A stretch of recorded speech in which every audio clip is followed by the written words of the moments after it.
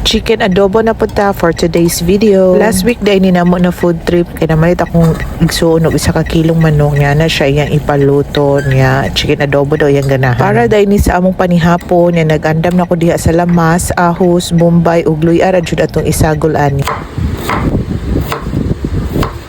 Nagsugod na ko og luto, nagisa lang ko og bombay, ahos ug luya niya si Azi ug Kuya Nanat kay naghatod na sa akong gisugo sa akong manghod nga chicken cubes nga ako pong isagol aning chicken adobo.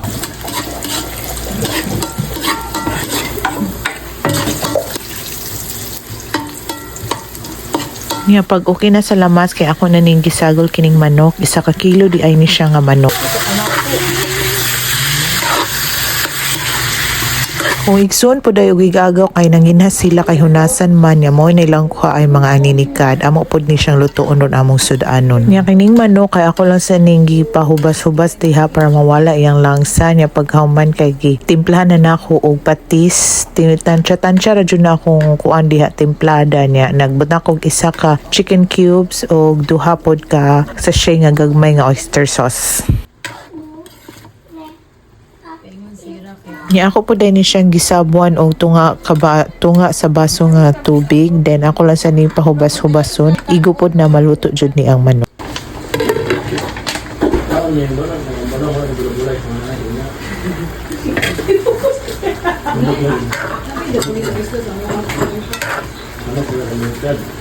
Niya mauna ni siya nahumok na ang manok niya nagawas na po dihang mantika medyo nahubas na luto na ni pwede na mi manihapon.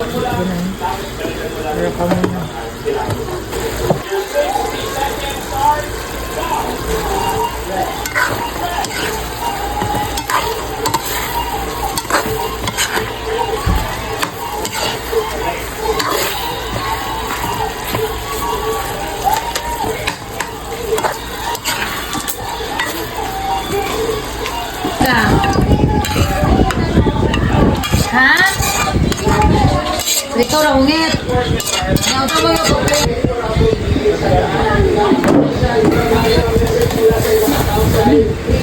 Niya mauna ni siya among sudan sa panihapon naluto ng chicken adobo niya kanipong aninikad na ilang nakuha kay ilan na pong na steam niya dagan-dagan meron manihapon kay naapod akong igagaw.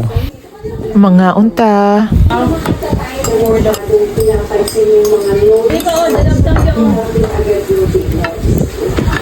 na magtaon ko na Balang okay na.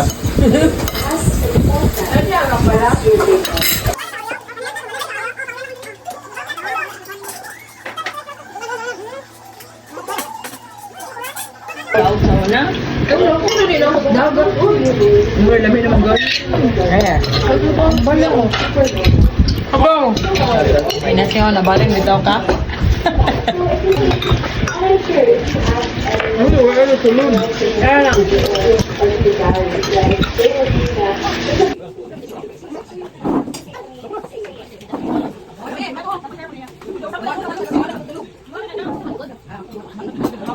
Ano